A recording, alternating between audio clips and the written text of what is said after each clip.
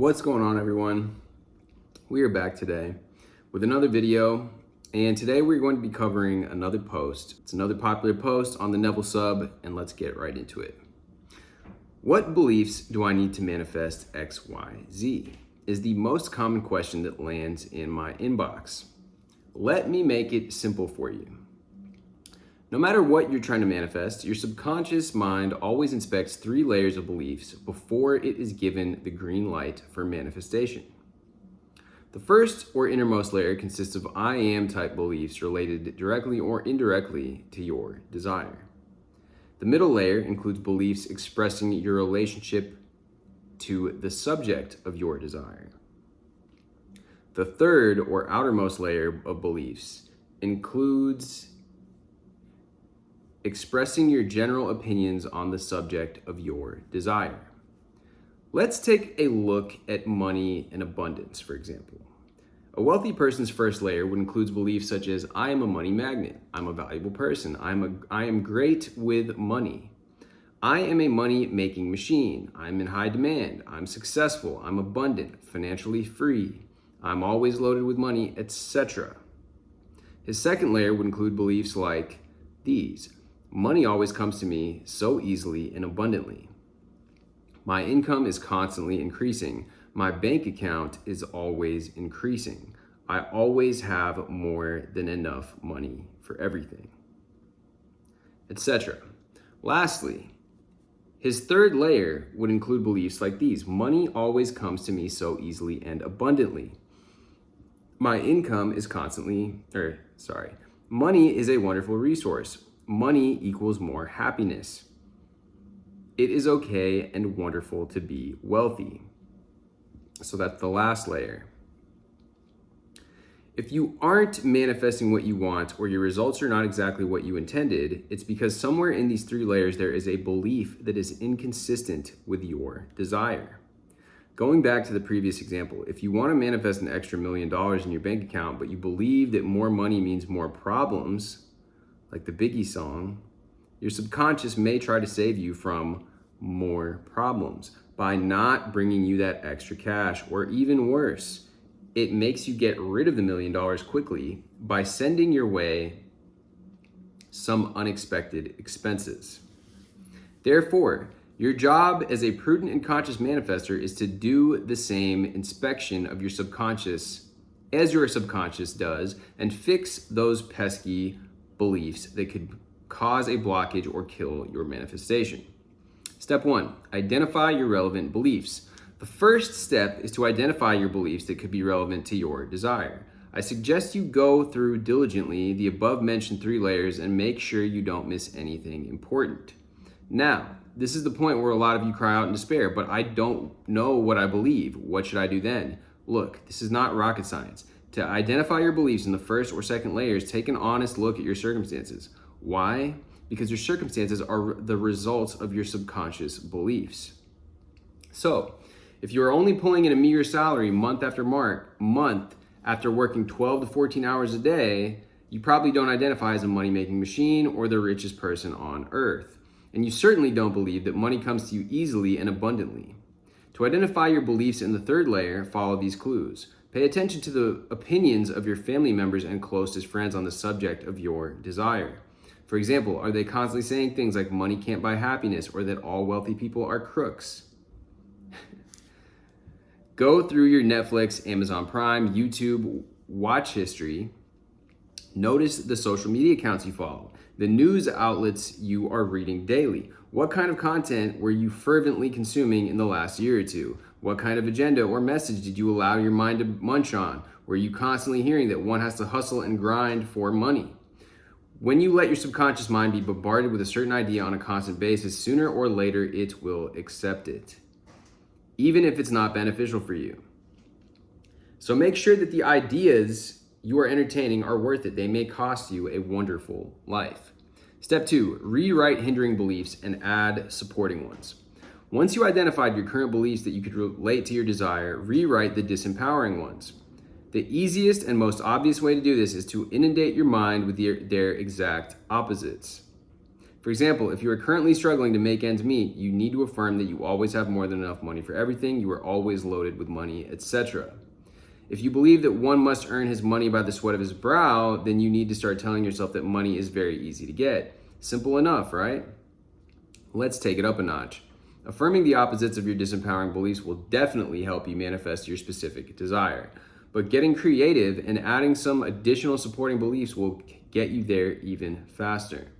For example, you don't necessarily need beliefs such as my life is so easy, or I am a winner, or I always get everything that I want to manifest $1 million. However, they would certainly create a state of mind conducive to financial blessings.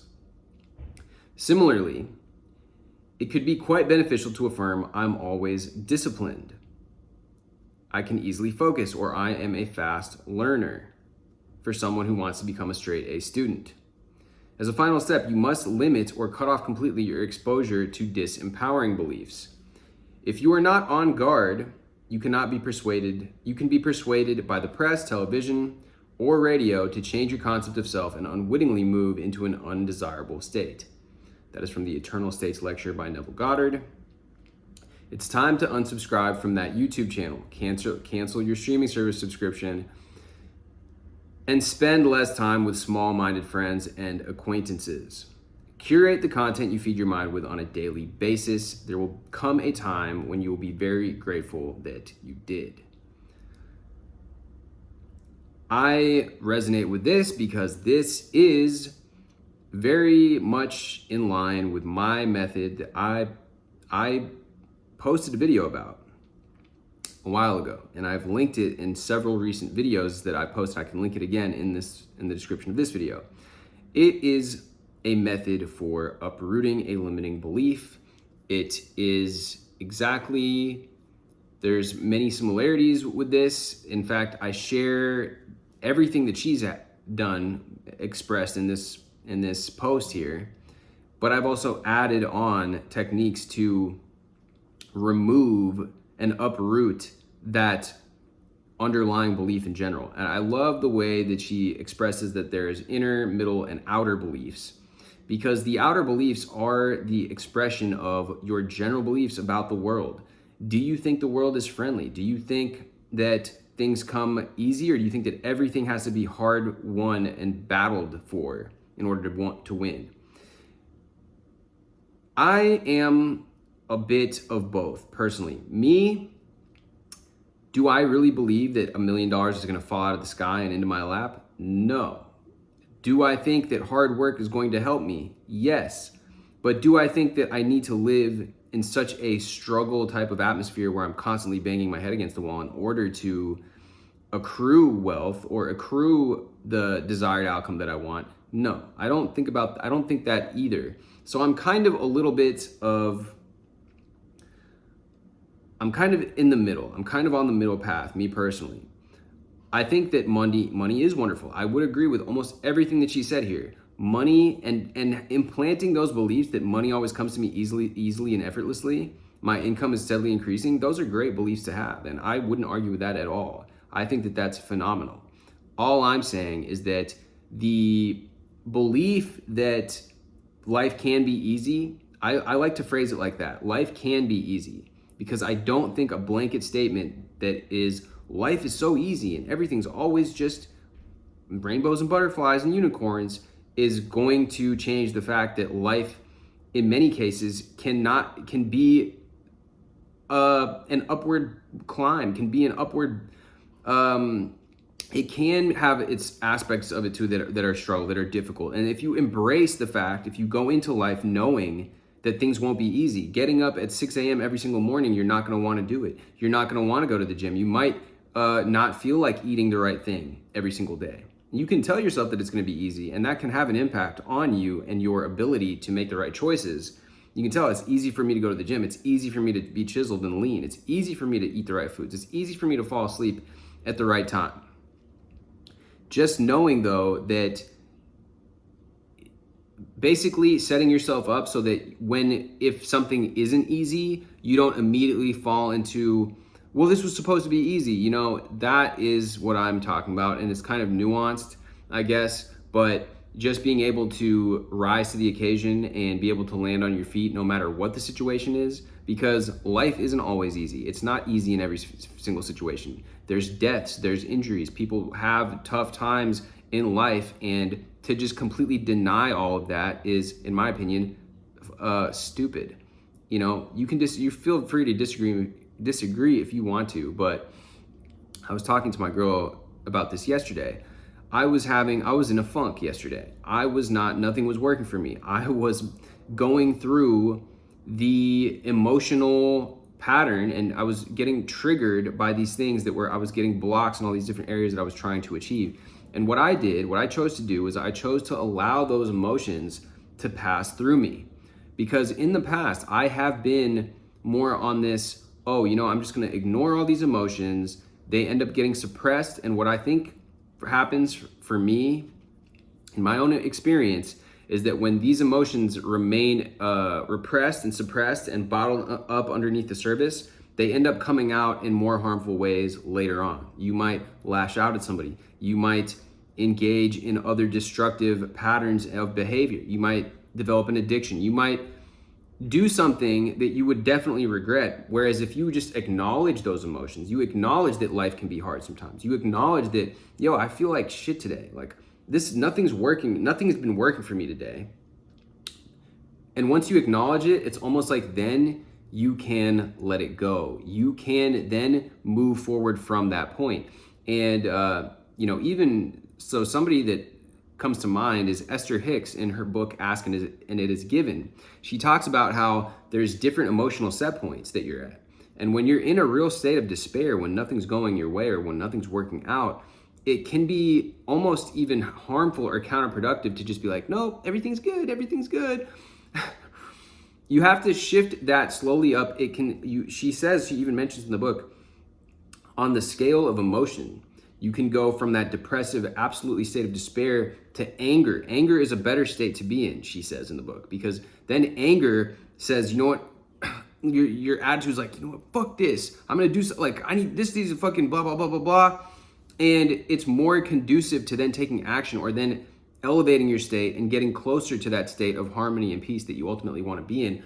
But if you don't allow yourself to feel that scale of human emotions that we are created and to feel, then I think that it can be a bit almost dangerous if you don't ever allow yourself to let those emotions go through you. That's my personal take on it. Like I said, everybody has their own methods of dealing with this. That is what I found that works for me.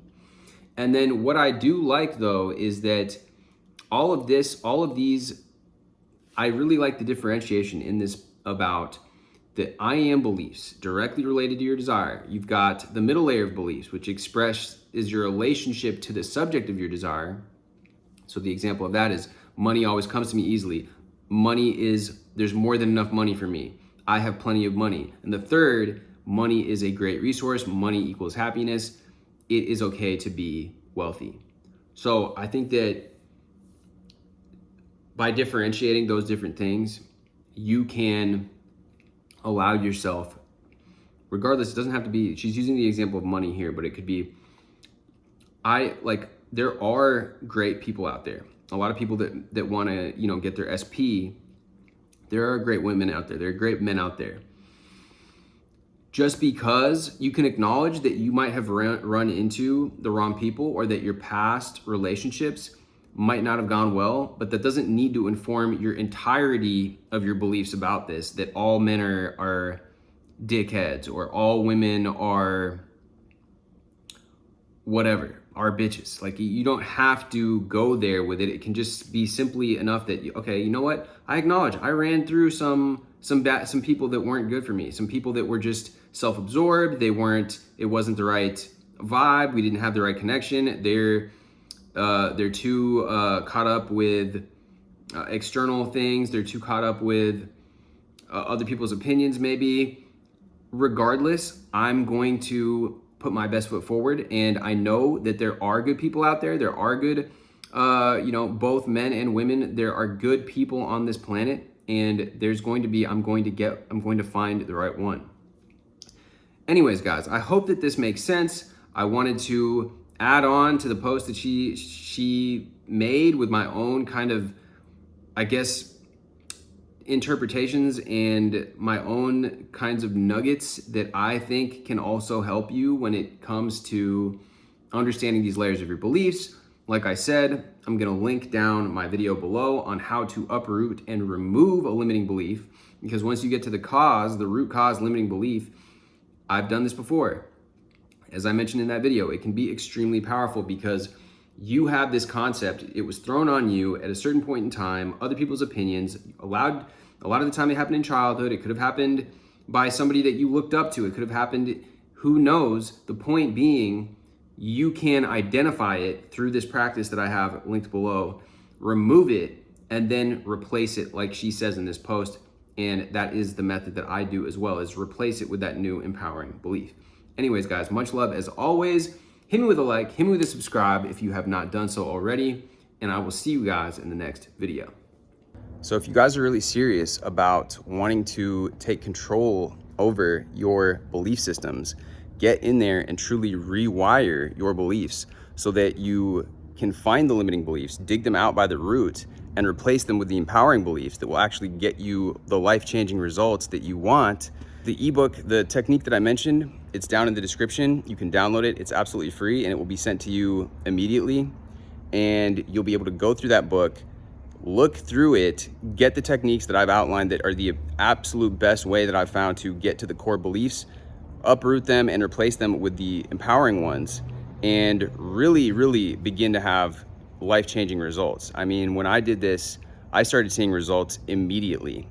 And that's why I've come up with this. That's why I've written this ebook. I put it all together over the past couple months. I've been working on it. I'm really excited for it. And with that being said, guys, I'm really excited for you guys to check it out. Go ahead and download it. Like I said, it's in the description below. All you need to do is click the link, follow it, and let me know how it goes, because I'm super stoked to see your results. Much love as always, and I hope to see you in the next one.